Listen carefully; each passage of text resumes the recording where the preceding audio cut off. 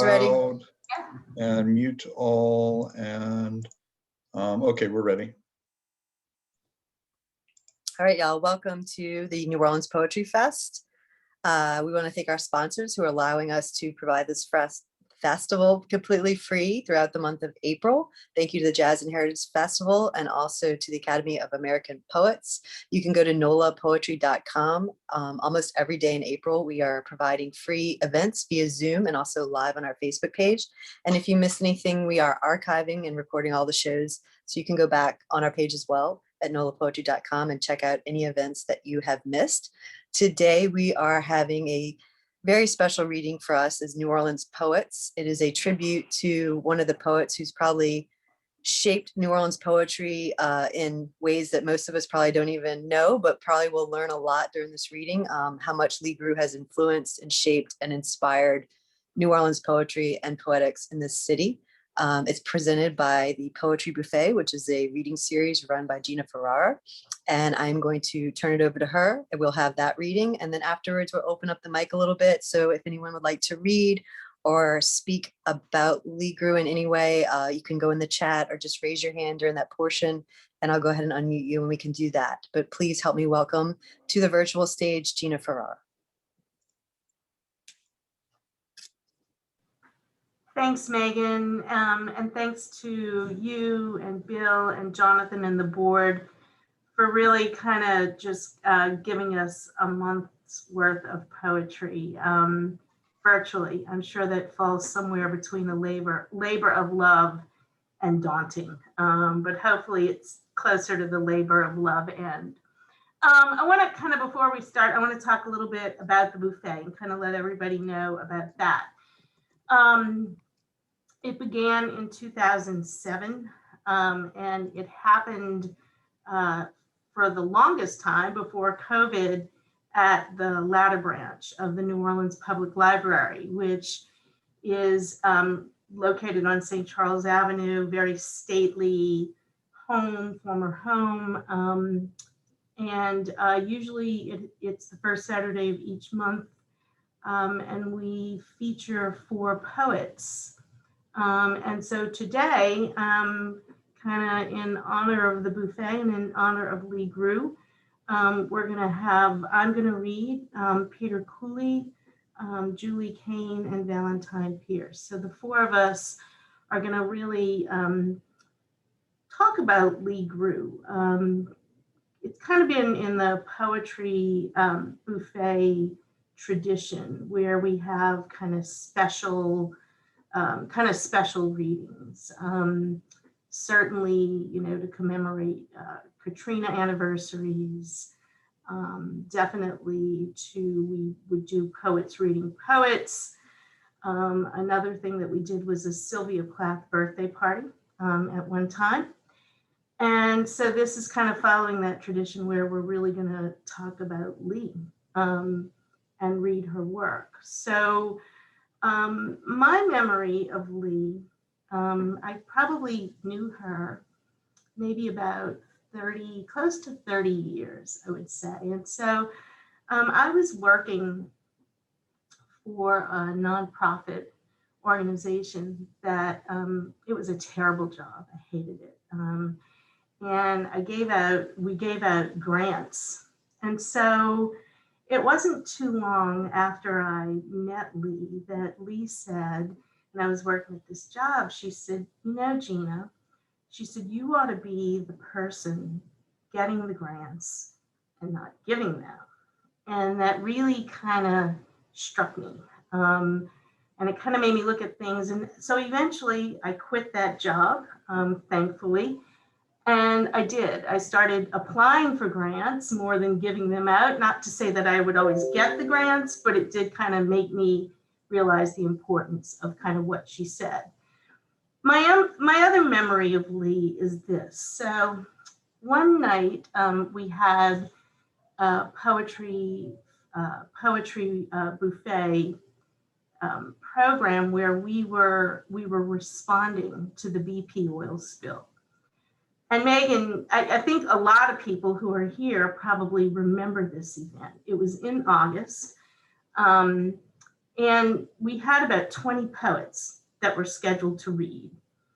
And so the library calls me the morning of the reading, and they said the AC went out. And, you know, what should we do? And so great, you know, it's the middle of August. It's like the hottest night of the year, it seems like. And we decided to kind of go forth with the reading. Well, the reading didn't get any cooler. It just got hotter and hotter as the hours wore on. And it did take hours because 20 people were reading. We had about 50 people who were there. And Lee Grue was a reader. And so Lee was there, and Lee was kind of sitting in the audience. Lee's dressed all in white. Lee whips out a fan and starts fanning herself in her white dress. She didn't break a sweat. I mean, like, she was truly the coolest person in the room. And I think that's who Lee is. You know, that's who she'll always be, is kind of the coolest person in the room. And so that is kind of my memory of Lee. Many of them, many good memories. I just think she was just a tremendous poet, a tremendous person, literary figure. And like I told Megan, kind of when we found out that she had passed away, everything about her was great. So with that being said, I have two poems. One is one that she wrote, and it's in a anthology called Mending for Memory. And that was an anthology that she edited with Susan Tucker. And so it features poems about sewing. And so this is called, I love this poem, it's called The Bobbin Reels. My head, given over to thread, whirling off a spool, skin tight, strung out gut thin, trying to sew up holes, sound as a roach, eating glue off books in a house full of glass monkeys, not able to mend anything. And then this is a poem that I wrote, excuse me, and I wrote this, in January, I was attempting to do the Sicilian thing and bring food to Lee's house. And so this is a poem called Lee's House on Lesseps. Decades on the edge, you lived before it was vogue, near the tracks and wharf, newness and gentrification, gray-brown edifices, now common as crumb-seeking sparrows. Unlike your house, the color of retro starlit lipstick, a fading scarlet scarf, flimsy chiffon grasped between fingers just before flight, where a lone magnolia provides side yard shade. The sidewalk heaves, ultimately breaks. Spiked verdigris follows its own current, an iron fence without the river as guide. Ships lack the silence of spirits. They blast, bellow extended enunciations before the drawbridge lifts in deliberate acts, a rusted clasp of finality after they pass. Lee Grue. The poet who is going to talk about Lee and hopefully read from her work is Peter Cooley, who's professor emeritus at Tulane. He was the poet laureate of Louisiana, and his most recent book, which I have right here, is The One Certain Thing. Please welcome Peter Cooley. Hi, am I on? Oh, great. That's my great fear. Mute and unmute. Okay. I wanted to talk about Lee. Certainly, I've known her since 1975 when I first arrived here, and she called me up in my office at Tulane, and I wanted to come here. I came here from Green Bay, Wisconsin, but I really just did not know what to make of this place when I got here. It was quite unlike Wisconsin, believe me. But she told me she'd never had anyone from the university particularly interested in the poetry form and invited me over to her house. And the first thing I remember is that she had a barber chair in the living room that she sat in, and that was for the guests. That made an immediate impression on me as part of sort of the eccentricity of New Orleans. And then she told me that part of the poetry forum was to go around and really get everybody in New Orleans interested in poetry. So I did participate in some of these readings at Lakeside Shopping Mall. Now, I mean, we didn't get big interested crowds out there, I can tell you, but the idea was just to have people passing by. Somebody was, sort of scoring the whole thing, but just to have people passing by and get to hear some poetry. She was also then very involved in the poetry theater, and Martha will remember the address of that theater. I can't remember it now, but it was really quite wonderful. And she again wanted to get me into the New Orleans poetry scene, but that meant also doing things with people from out of town. And I got to have a reading with William Stafford, which was a tremendous honor, of course. I was on Apple Street. Apple Street, that's it, of course. Yeah. Hey, can I, Peter, do you mind if I share a photo while you're talking? I just want to show everybody this. Very formal. If you. So this is, yeah, isn't that great? Isn't that incredible? Oh, yeah. That's the poetry forum. Yeah, poetry forum workshop. Yeah, back in about 75, I think. Yeah. I got him in 75. Yeah. Oh, thank you. That's good. Yeah. Everybody had a beard. I did, certainly. Anyway, I got to read with William Stafford. It was a great honor, but she also had all these people staying at her house and really got to know them. And that part of it was wonderful too. It was very informal at the same time. Then also she had Stanley Plumley gave a reading there. In fact, I think she got a grant or something to bring in people, but she brought in tremendously well-known people to give readings. She also had great parties at her house, I want to mention too, and children were always invited. My kids still remember going to the parties there and going in the other room and watching television. I didn't know what they were doing, but someone was babysitting them while we were in the other room. This is one of my very vivid memories of Lee. There was this poetry reading. Again, I did not know what I was doing. Remember, I'm from Wisconsin. I was invited to this reading on Mardi Gras Day in the Quarter, and it was just a complete horrendous bash. Everybody was drunk. And I came on, it started at 10 o'clock in the morning. When I got there, everybody was completely drunk. And I was invited to read, and someone said, well, I wasn't the poet in residence. I was just a professor there, but he's a poet in residence at Tulane University. And this guy was very drunk, and he said, hey, Tulane University, fuck that place. I'm gonna knock his fucking teeth out. So I was pretty scared of the situation. And Lee beckoned to me. She said, I'll get you out of here. And she knew the city like the back of her hand. We hopped in her car and she drove through all the Mardi Gras parades and so on, and got me out of there so I didn't lose my teeth. And we went over to my house, which was in mid-city at that time, and had a glass of wine and relaxed. I still remember that. I wanted to say something else about her in terms of audience also. There was never, the term diversity was not in at that time in any way whatsoever. And with very unselfconsciously, Lee brought together the African-American and white communities of poetry in New Orleans. And she did it without saying, I'm doing this. She simply had the people read.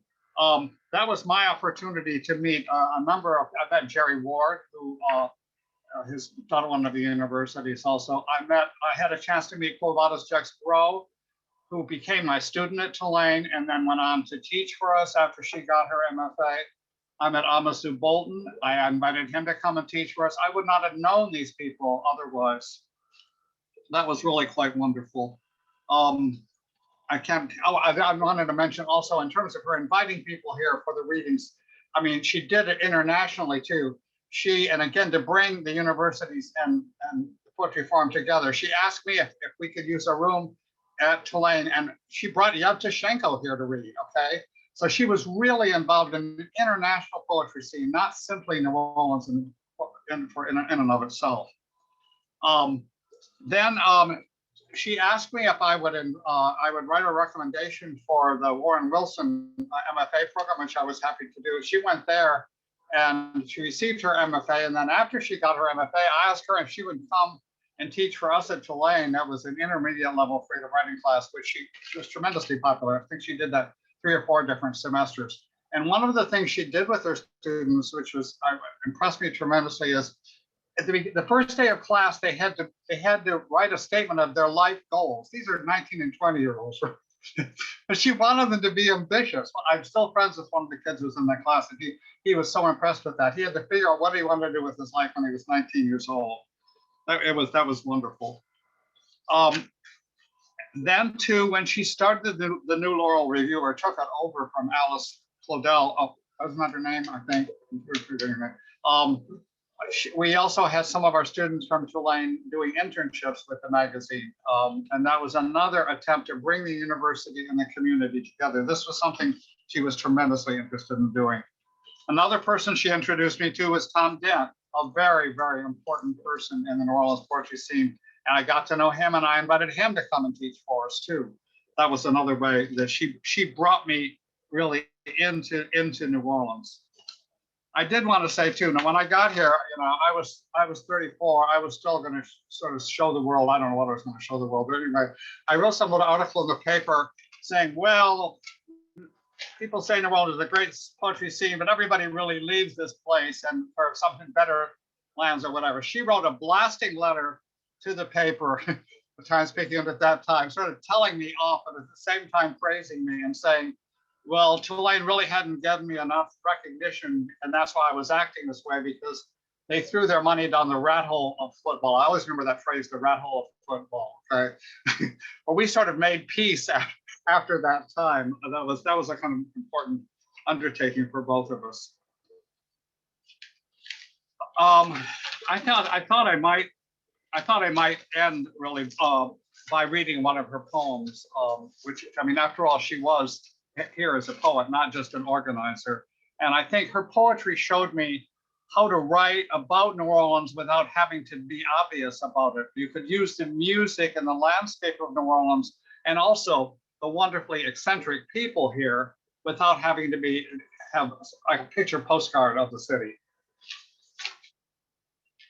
This is the title poem from her book, In the Sweet Balance of the Flesh. I mean, the poem is called Little Footlet, but the first line is the title poem. Little Footlet. Good, it's mine, and it shall be called Little Footlet, son of the artist, by George Jerome. In the sweet balance of the flesh lives a son of the artist, studious of pleasure, elegant as bone, awakening as a sour taste in a sweet mouth. He demands but silently, jumps around one-legged, wrestles love, elbows paint, stumps upstairs, slides down the banister, and jumps a horse. Big rib, bony, flatulent. He is a conquistador who rides like thunder into the morning on unspeakable things said in the night. Such a small secret hidden away marches out into the kitchen, makes French toast, hamburgers, neck bones, and greens, settles in to watch TV, eats too much, drinks beer, becomes a difficult guest, stays longer than 3 days, begins to stink like fish. Oh, little footlet, what some people do in the name of love. And I think that last line says it all about what some people do in the name of love, and the love she brought to poetry and that she gave to this city. So we miss her. Thank you. Great. Thank you so much, Peter. That was terrific. I just am still trying to wrap my brain around poetry at Lakeside. That's really something to really imagine. But thank you for that. Our next poet is Julie Kane, who has lived in Louisiana for over 30 years. She taught at Northwestern Louisiana University. She was the poet laureate, and most recently, her book, Mothers of Ireland, was published by LSU Press. Please welcome Julie Kane. Thank you, Gina. And it's so wonderful to be hearing these stories, some of which I had not heard before about Lee. I moved to New Orleans in the fall of 1978, and I must have met Lee very soon after that because I was going through some old appointment calendars before this reading, trying to remember when things happened. And there in April 1979 was Party at Lee Grue's. And I know there were many, many more events at Lee Grue's in the years following that. She impressed me so much on that, very first encounter. I was still pretty new to Louisiana, and she just seemed to be the spirit of New Orleans and the French Quarter. Always dressed in white, as Gina said, with that regal, queenly bearing, tall. At the time, married to a handsome riverboat captain. What could be more romantic than that? And living down in the funky bywater with where you could smell the river and you could hear the the horns of the riverboats. It was she was just so impressive, just for her bearing as well as her poetry. She at that time had a poetry theater in her backyard. Reggie, her husband, had actually built a little theater back there, and she had many functions back there. Peter mentioned the reading by Yevtushenko, which took place on July 4th, 1985. And for those of you too young to have grown up during the Cold War era, you have to understand what a big deal it was to have a Russian poet not only come to the US, but come to New Orleans and come to Lee Grue's house. Years before the fall of the Soviet Union. That was back when, they hardly let any artists at all out. And he had been quite controversial for a while for the poem Bobby Yar that he wrote about the Nazi massacre of thousands of Jewish people. That event, as it turned out, was actually written up in the society pages of the New Orleans Times-Picayune. Nell Nolan, of course, didn't mention anything that Yevtushenko read, none of his poems, but she listed everything on the menu: pate, shrimp curry, baked chicken, 6 kinds of salad, pecan pie, peach cheesecake, and sparkling white wine. The wine at Lee's was always, at those readings, always in little paper cups, and they cost $1 each. It was very expensive to try to get drunk at those parties. Nell Nolan also had a list of notables who attended that. I was not a notable, I was there. But among the notables were a certain Peter Cooley and his daughter Nicole, who must have been very young at that time. Tom Bonner was mentioned, Youssef was there, Bob Borsodi was there, all the gang was there. Another reading that I remember really well was Youssef Komunyaka. That one was in '88, and it was kind of a homecoming for him because he'd been in Australia for a while. He gave a magnificent reading outdoors in July in her backyard. And then his wife, Mandy, stole it away from him by doing a tap dance. She was a very talented performer, stole all his thunder out from under him. It was a couple years after that, I think it was '89, that Lee phoned me because this was kind of like in the early years of National Poetry Month. There was sort of a national organization, trying to plan these annual events. And Lee had been doing them. And she was going to be out of town, but she had started organizing, a great big reading with more than 20 readers to be held at the New Orleans Athletic Club. And she asked me if I would take it over for her. And, oh, okay, I will. But I said, why at the Athletic Club? That seems like kind of a strange place for a reading. And, I'm dumb, I'm from the North. She explained to me that it had been one of the last holdouts of segregation, and it was very important to her to have this big multiracial reading there, symbolically. That was Lee Grue. I mean, nobody really knew, why it was being held there, but, Lee knew.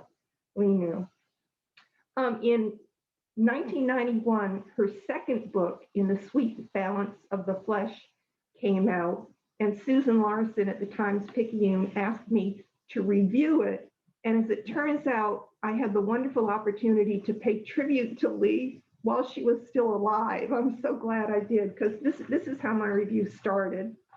If Lee Grue did not exist, the New Orleans poetry community would have had to invent her. Over the past decade, she has founded the New Orleans Poetry Forum, a weekly workshop devoted to helping local writers develop and publish their work, edited the New Laurel Review, a handsome literary magazine with a national reputation, built a chapel-like public poetry theater in the backyard of her home, donated a sizable library of books by regional poets to the citizens of New Orleans, organized the annual New Orleans celebration of National Poetry Week, opened her gracious art-filled home to countless visiting poets who enriched us with their presence here, and God only knows what else. Above all, she has worked tirelessly to bring the Black and white poetry communities of the city together in dialogues, in public readings, and in print. So it is especially joyful to be reminded 11 years after the publication of her first book, The French Quarter Poems, that Lee Grue is first and foremost a poet rather than a local legend. She signed her book to me after that, January 20th, 1991, to Julie, for the nicest things anyone said about me since my mother died. Love, Lee. The 90s were also the years, nobody's mentioned this, that she and I were both working at times for a company called Psychic Adventure, which supplied tarot and palm readers to big parties put on by conventions at the Grand Hotels of New Orleans. Lee read tarot, I read palms. We'd see each other, across the convention, ballroom floor, wearing long black gowns and black shawls with elaborate turbans and like yards and yards of chiffon, trailing behind us. And I remember saying to her once, because that so many of the poets we knew in New Orleans seemed to, read tarot or palms or something like that. Lee and I, Sarah Beth Peters, Nancy Harris, Bill Myers, just off the top of my head. And I said, I wonder what it is. What's that connection with poetry? And she said to me, well, poetry is a symbol language, and those are symbol languages. And that stuck with me. Symbol languages. But I'd like to close by reading a poem in symbol language by Lee from her first book, French Quarter Poems, a beautiful book. I hope everyone has the chance to get a copy of it. Beautiful, just beautifully made book. This is Jasmine. Mister, your eyes are bright blue numbers rimmed in white enamel. I like to look at your diamond crackle when you middle finger your bright-lipped horn. You pour music into my upturned face. I'm so happy I can't stop laughing.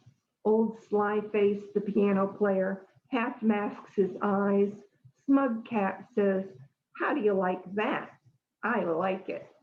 I like men who play music, who bind me in their fine conspiracy. My man says, stop it. You give yourself to the piano player, the bass, the horn, the thin reed of the clarinet. I can't listen to his talk when there's music. This music. I like men who make music. There's never been anything as good as that note. Oh, you're sly, piano man. His eyes say, I know it. I know it.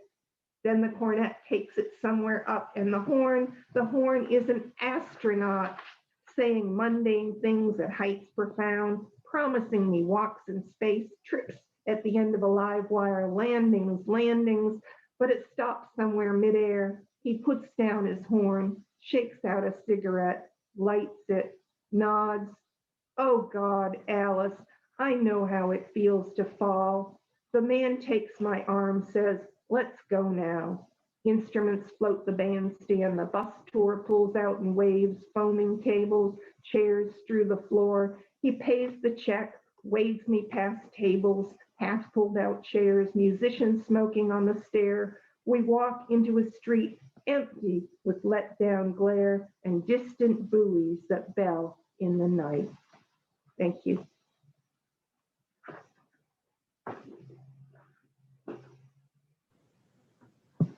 Julie, thank you so much. I was really hoping that you would touch upon y'all's time together as tarot readers. And I think hearing that story makes me think I would have loved to have had my tarot read by either of you, you know, but it's just really, really terrific.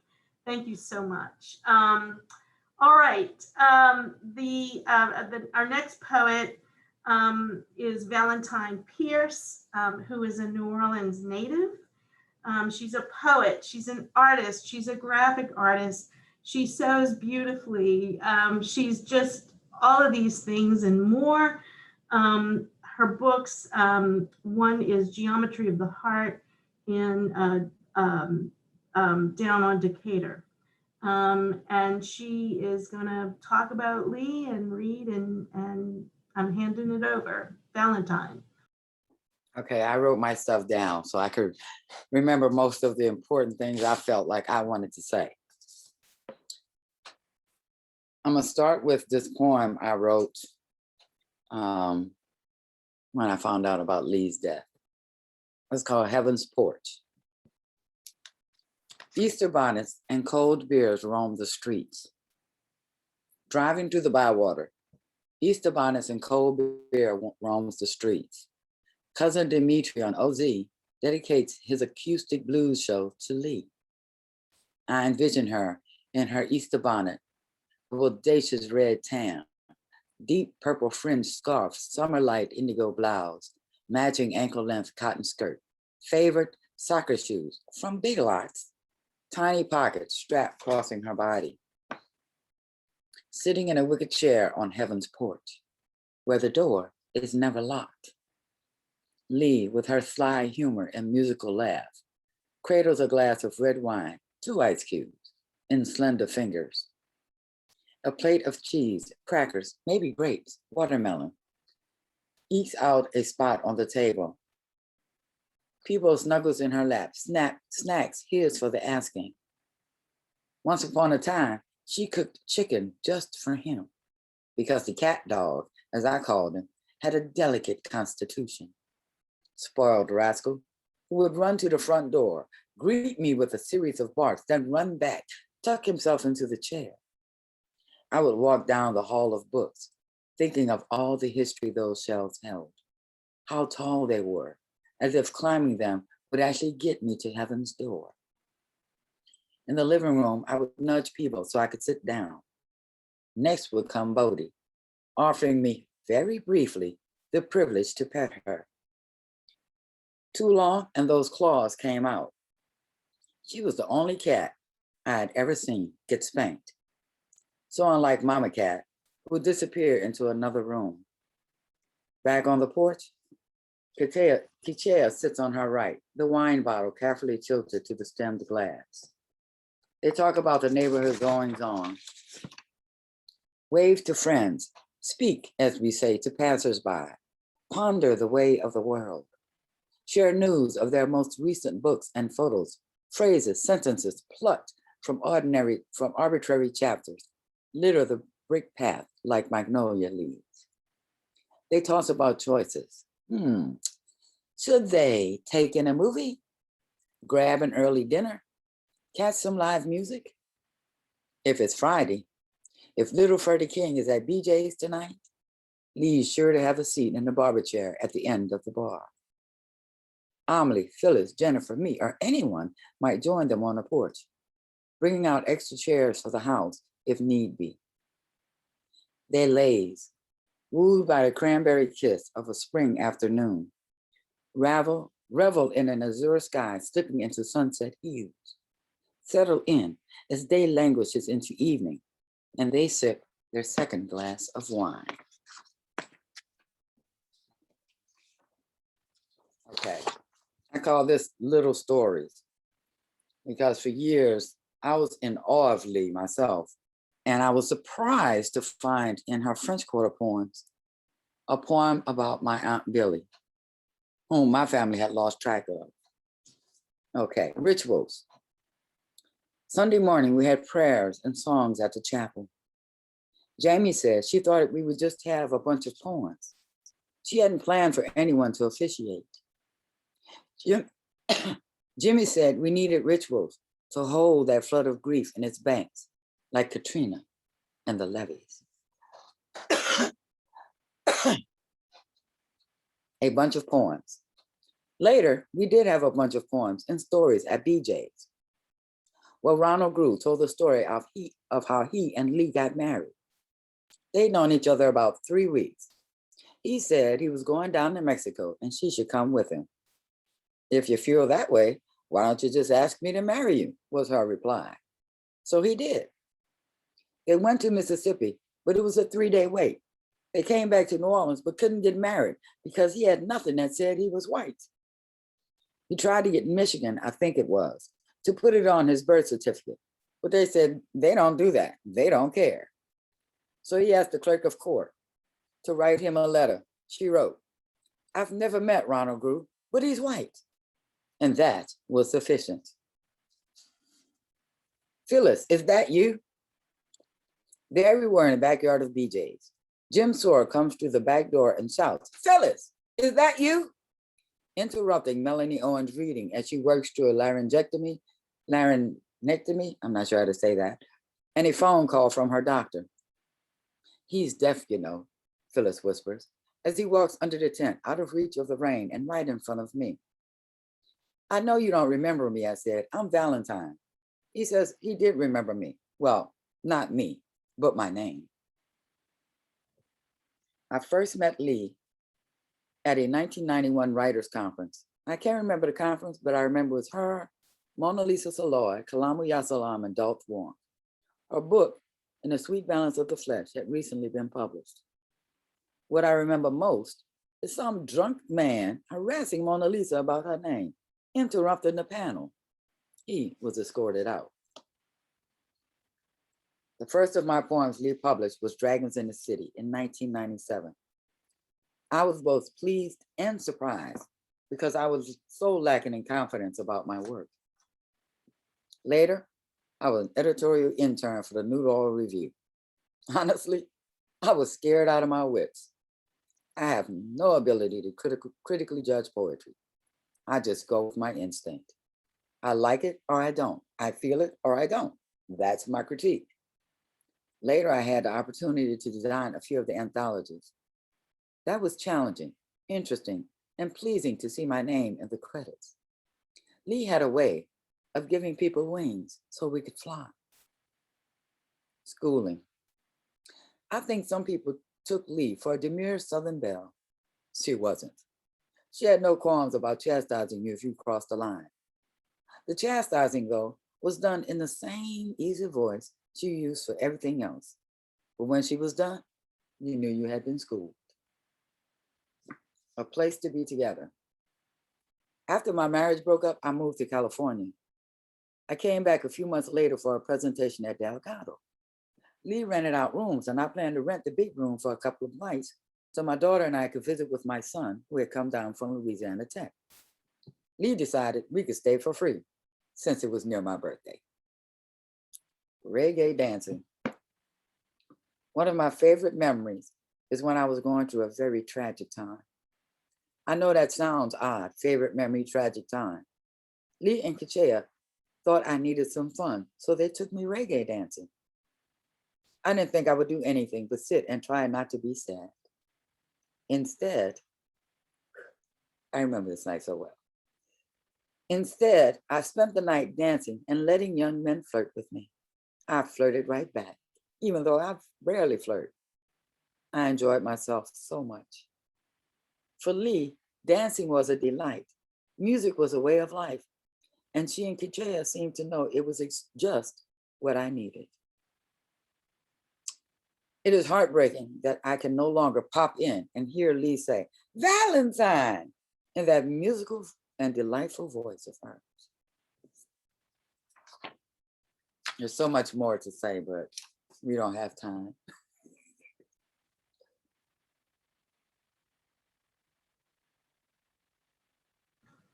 Valentine, thank you so much. You're I love welcome. how you kind of show, you know, kind of the different stages in life, kind of when you knew Lee, and how she was there and such a presence, you know. One thing that I really remember about her so much, and you touch upon it here, she had the most wonderful laugh.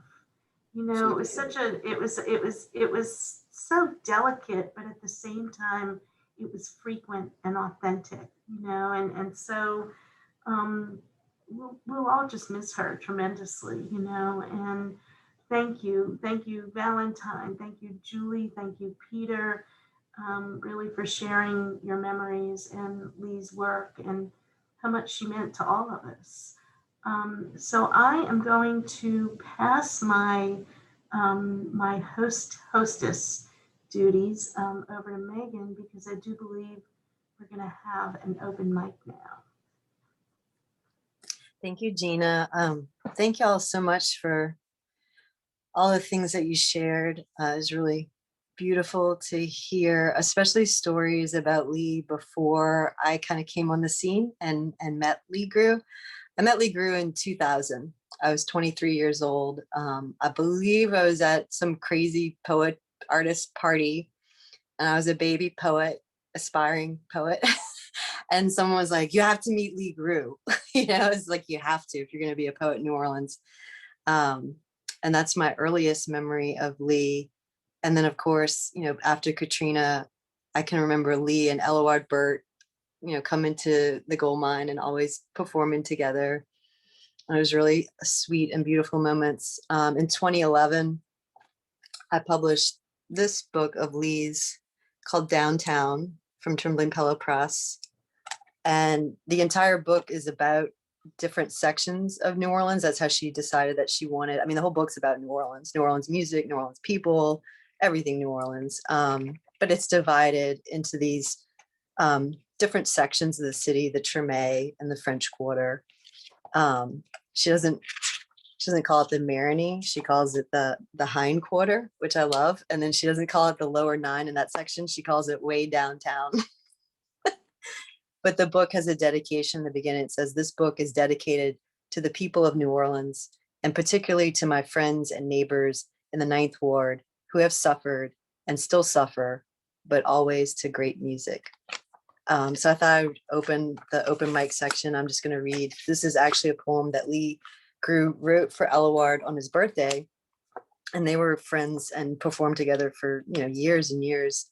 And she also read this at Eloward Burt's funeral in 2007 when he passed, for Eloward on his birthday. "Dear friend Aquarius, this has been the most watery year of all the watery years I've known you. 40 days flood, night, blood in biblical proportion. Astrologers consulted stars, trembled as planets aligned, called in dark the name we seldom call in light. And the flute stood upright in the corner, ears alert to your breath. The flute knows nothing without your breath. My own words hung listless at the threat of no music. Thirsty children called for water. Your own children stepped up older, but your wife willed breath back into you. There is power in love. Remember the boy who played in bar rooms? The cheeky one who snagged Chuck Willis's turban and cut Chuck on his own record with a sax solo on CC Rider that still won't stop. He's gone now. He is sound, the silken breath of Fez and Marrakesh, full-throated, washes slowly, rolls back until someday distant ends with the dignity of a jazz dissolution on a grace note. Lee Grue. So if anyone else who's in the room would like to say anything, you can raise your hand or tell me in the chat if anyone else wants to share anything. I'm glad Bill shared that picture. That was great.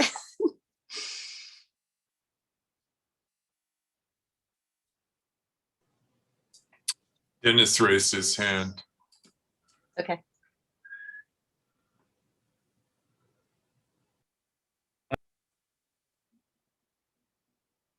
Is he unmuted?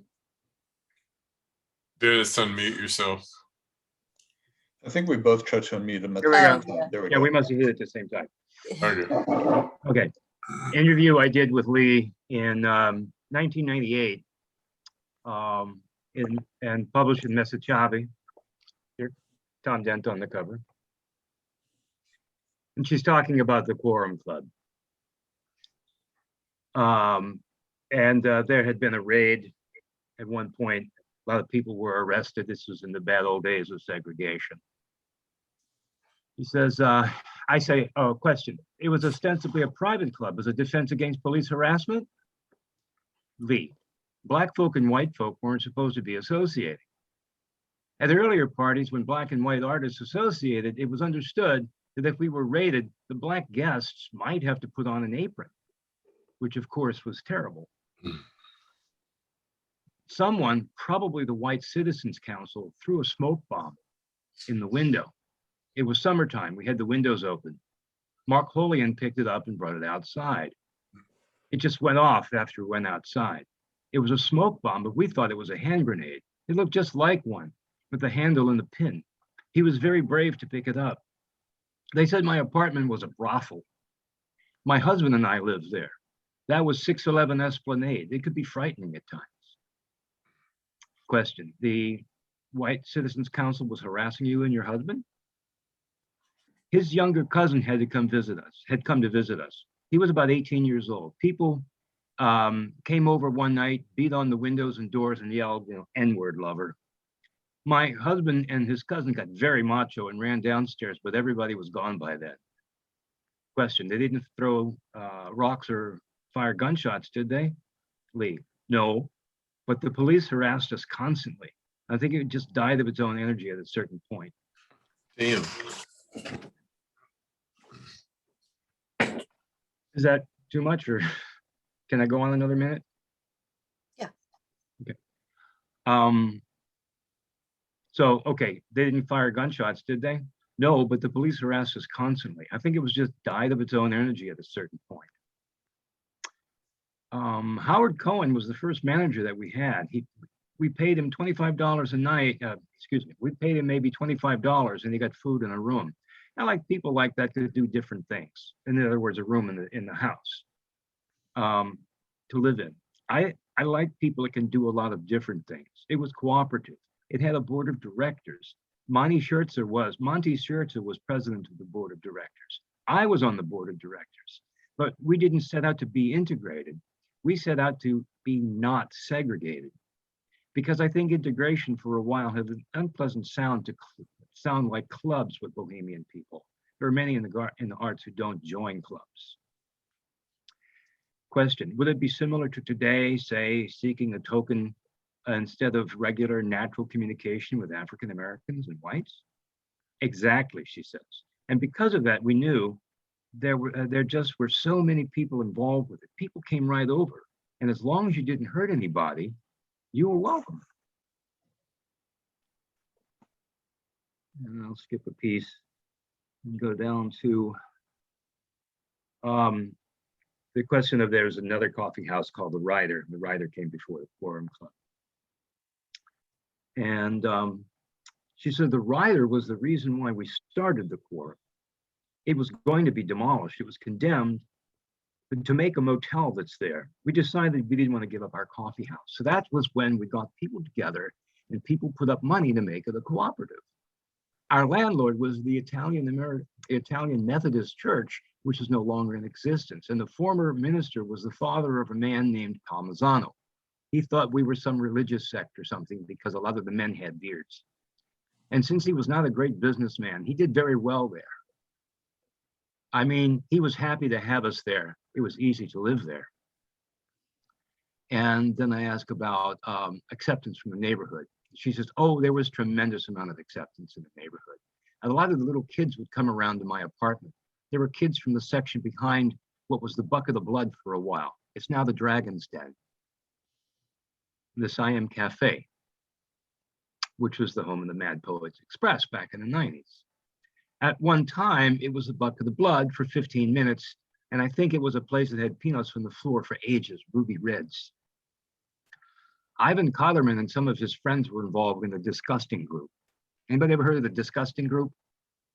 No, you see, you learn something new every day.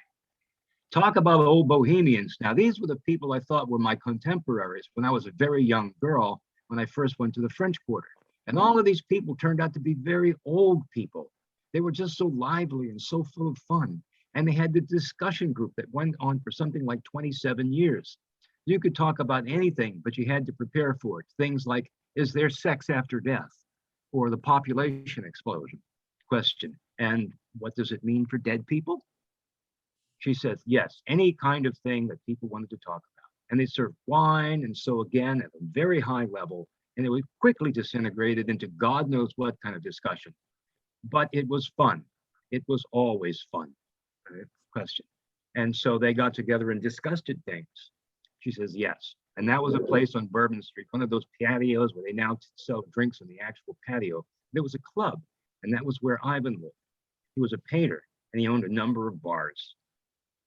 And I say, is he still around? She says, oh no, he's been dead forever. Imagine somebody being dead forever. That he's probably been having a lot of sex on the other side. She says, well, that's good, because he probably didn't have too much on this side. I had to get that last part in. Thank you. Oh my goodness, that's so great. I love it. I want to show you this picture from the book. So the downtown book has several photographs of the different areas, and that's BJ's that Lee owned along with Teal, her son. That's the doorway of BJ's. And in 2013, when I went through a really ugly divorce and was no longer a part of the reading series that I was a part of, I wanted to continue to do a reading series in New Orleans. And everyone was like, oh, you should go just ask Lee if you can do it at BJ's. And she said, yeah, of course we can do it. And so for 5 years in the back room of BJ's, every Wednesday night, we had poetry, and Lee would come walk over sometimes and read or just sit in the barber's chair at the bar. And it was really funny because it's very much a neighborhood bar. And when I first started coming in there, the locals sitting at the bar were just kind of like, poetry, what's this? What's happening here? And by, year 3 or 4 on Wednesday nights, I'd roll in and they'd be like, the poets are here. They're coming. It was really great. So yeah, I think that she definitely knew how to integrate poetry into places where maybe it is unexpected. And that's definitely a beautiful aspect. Let's see. Benjamin, would you like to say something? Yeah, sorry, I'm on the highway, so pardon if there's a little road noise. Please be careful. I will. No, this has been marvelous, and I'm so grateful to hear these stories that go back decades and decades. Speaking for the younger whippersnappers in the crowd, I just want to echo what's already been said by saying, like, one thing I valued so much about Lee and was so grateful for coming into the city right after Katrina was the way that she regarded all poets as equals.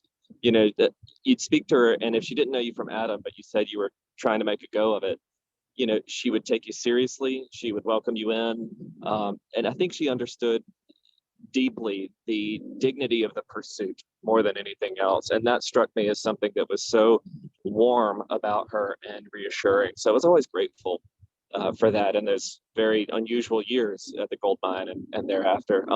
Just a quick question. I was wondering if for the young whippersnappers in the crowd who weren't around in the 70s and 80s. In that photo that was put up, is there any chance that we could try to identify everybody who's pictured there? I mean, is there a way to kind of get like a, you know, left to right, who we're looking at here with all the beards? I'm going to go back on mute, but I just wanted to say thank you again for putting this together.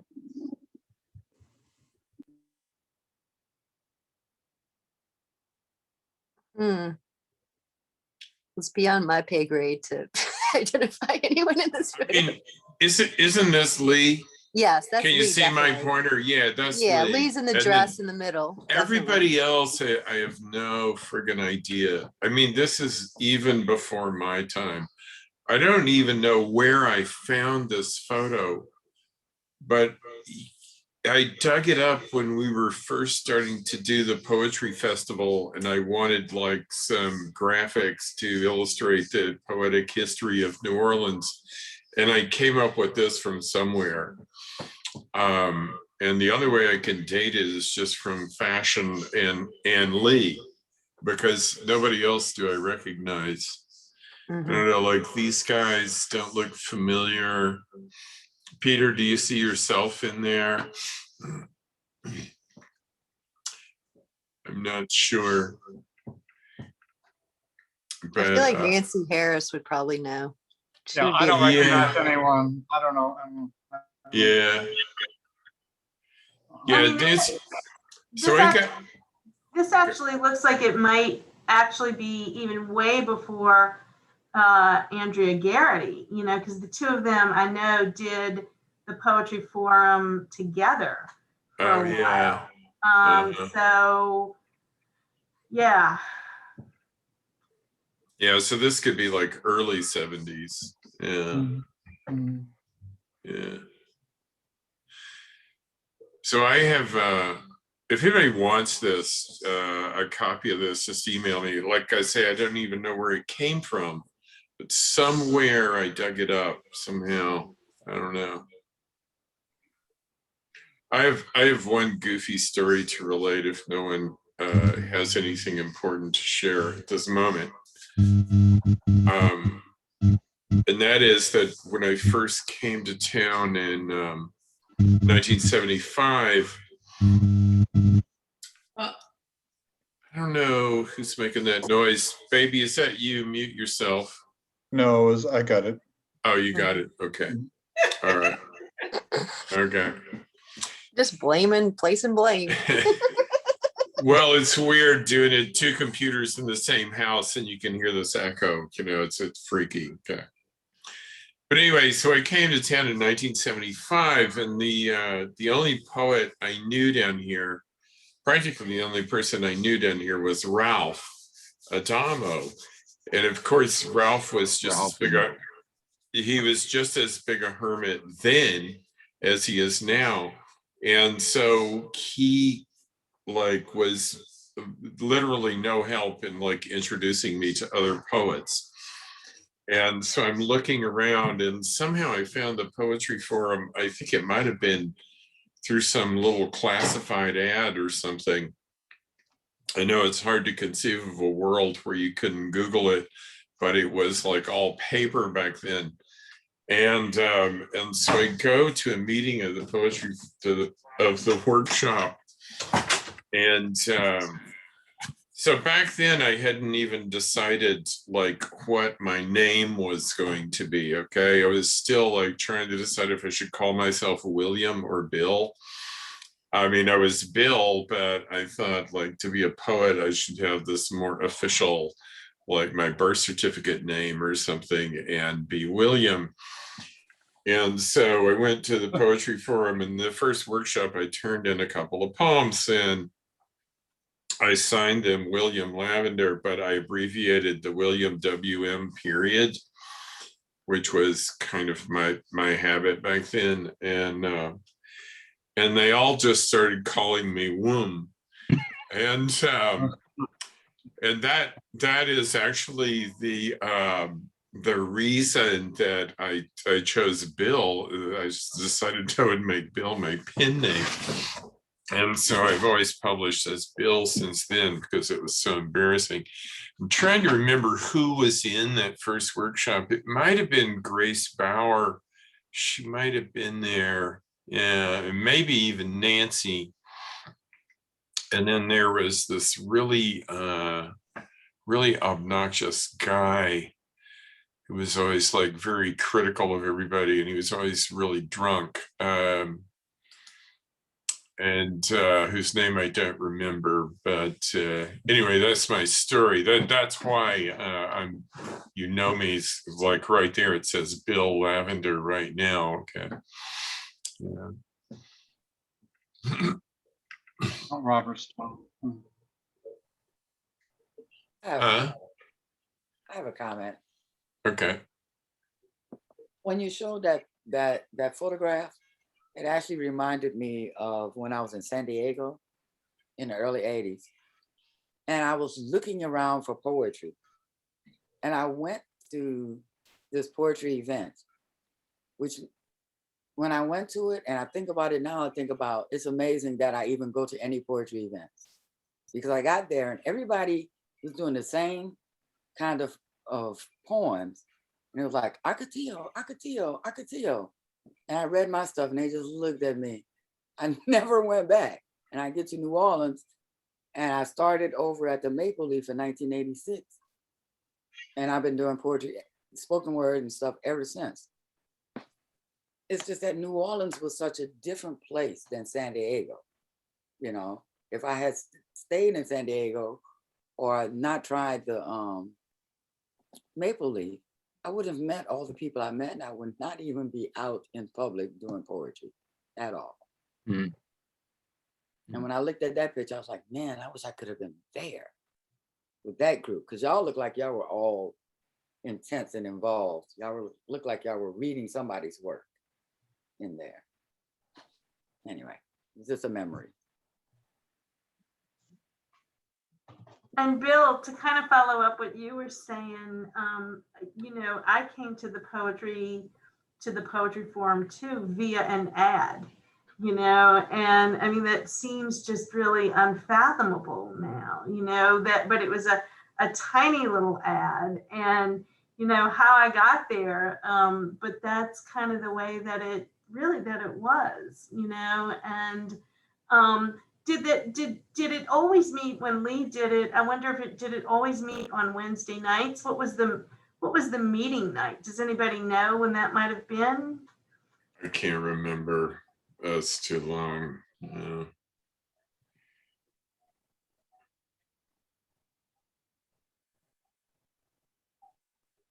Did you all see Marion's question in the chat? Yeah, someone was asking where did Lee fall in the Maple Leaf area? What, as a time Era. frame, I think? Era, I'm sorry. Julie has a question.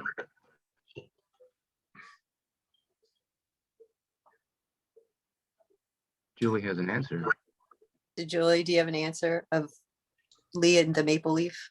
Oh, I was going to say that she read at the Maple Leaf many times, you know, and always came whenever there was a, you know, a big name poet or a, you know, a poet from New Orleans that, you know, she was close to, she'd come.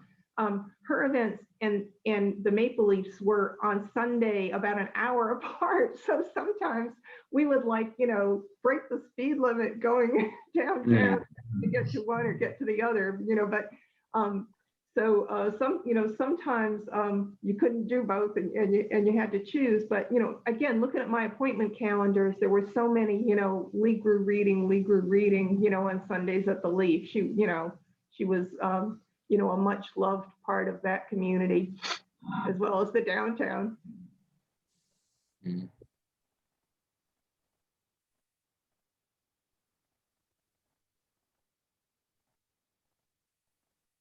Nancy, were you going to say something?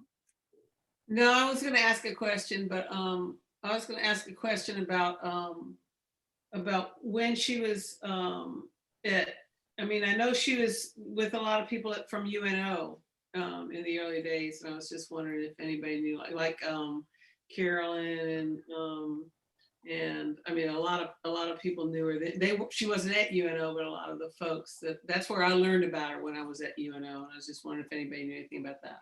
That's all. Yeah, Dennis just said, I wish Nancy Harris was here. Yeah, Nancy probably has a lot of these answers. Yeah, she can answer all this. He might not do Zoom. I don't know. I don't think she's a Zoomer. Yeah. Yeah.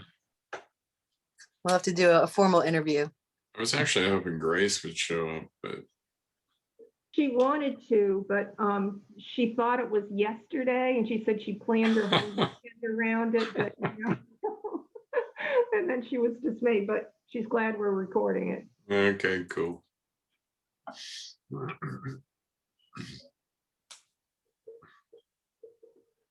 Do you have to use Zoom to listen to a Zoom recording? No, it's just a video. Okay, maybe we could send it to Nancy Harris. Maybe for someone sure. could send it to Nancy. Yeah, sure we can.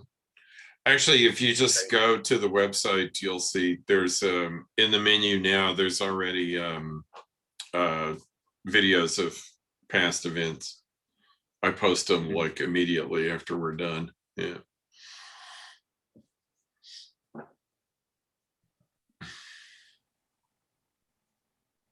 Does anyone else have, let me look in the chat. Any other memories or anything to share?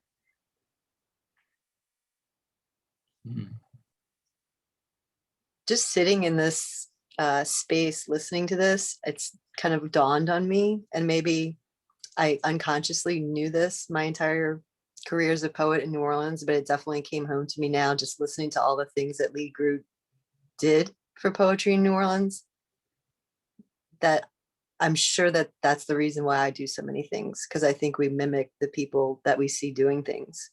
And so like listening to like the Poetry Forum and the New Laurel Review, like just listening to all that, it makes more sense to me now. Like, of course, I would have also seen someone doing that and thought that's just what you do. That she, kind of blazed that trail, but then for a younger poet to come up in that vein, it's just, I just thought, well, that's just what you do as a poet in New Orleans. And I just kind of connected a lot listening to these stories today. Like Lee Grue was this person that I just was always watching and just thought, that's just how you are a poet in New Orleans. Let's see. Yeah, I wonder what's going to happen with the New Laurel Review.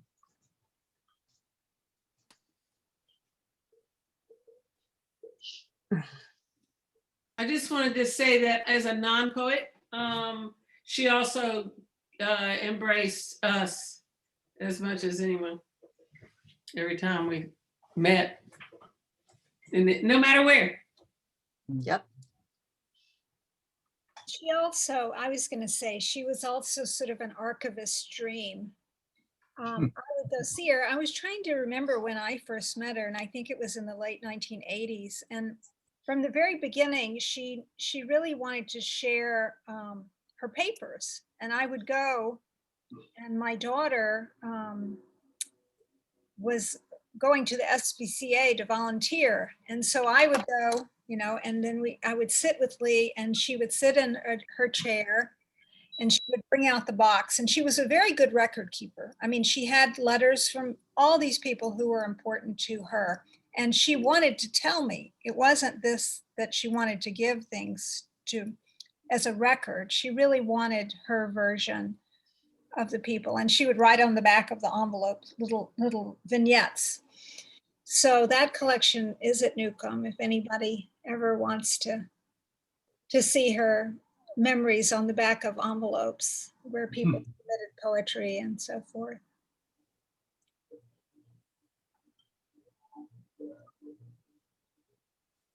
That's beautiful. I'm glad to know that. Yeah, she made me really happy. So I imagine she made a lot of people in New Orleans really happy for all of her life. Does anyone else want to share anything or say anything? This has been so moving and beautiful and wonderful to experience with all of you.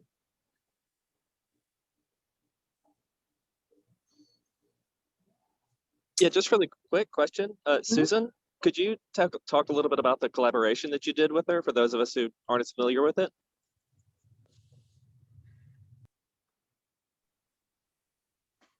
Oh, I need to unmute Susan. Sorry about that. Yes, can we?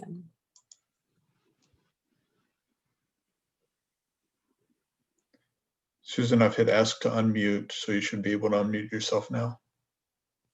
She came to me and she said she wanted to do a lecture. She wanted to invite an art historian to talk about sewing, and because in honor of her mother.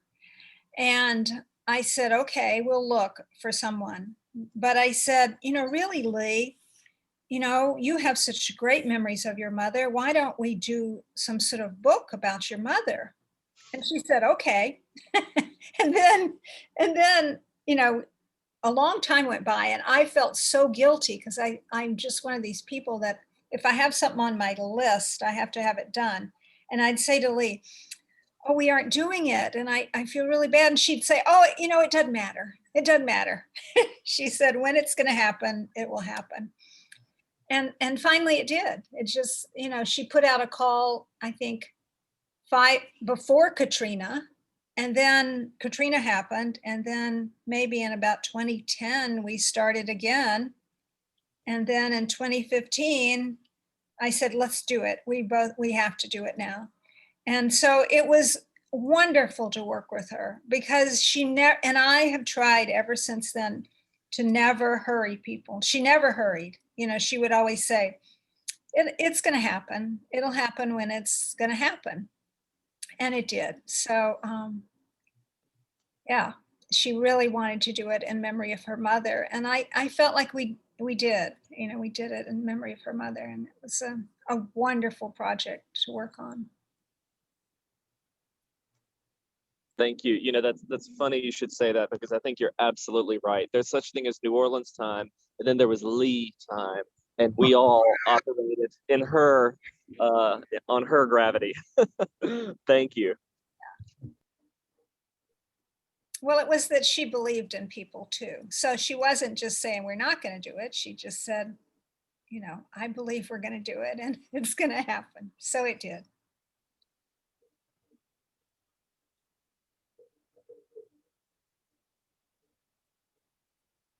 It's a beautiful anthology. I remember when Lee asked me to submit a poem, I told Lee I've never sewn anything but books. I was like, I don't feel like I belong in a book about sewing. And of course, like you just said, Lee believed in people. So she was like, I bet you have something. I bet you have something that's like that. I mean, we're all making things and putting things together. And that's what she did. She just threaded us all together in her way. Let's see. Valentine said, Lee did not believe in clocks. That's a very New Orleans thing. Yeah. We're on our own time. Thank y'all so much for sharing all of these stories.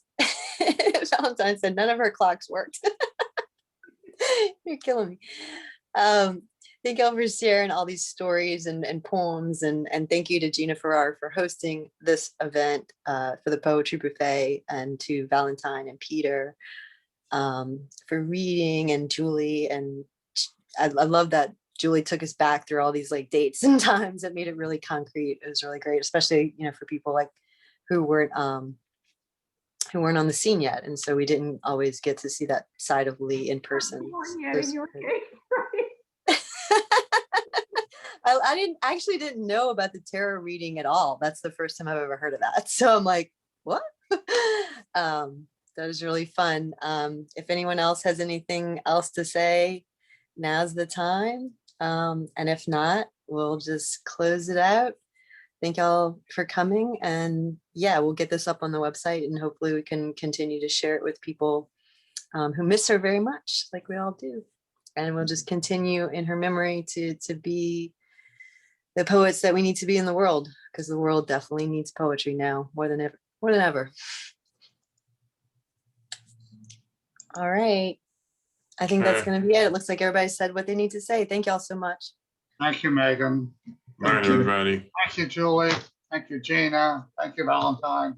Thank you, everybody. Bye, everybody. Thanks. All right, night. thank you, good night. Good night, y'all.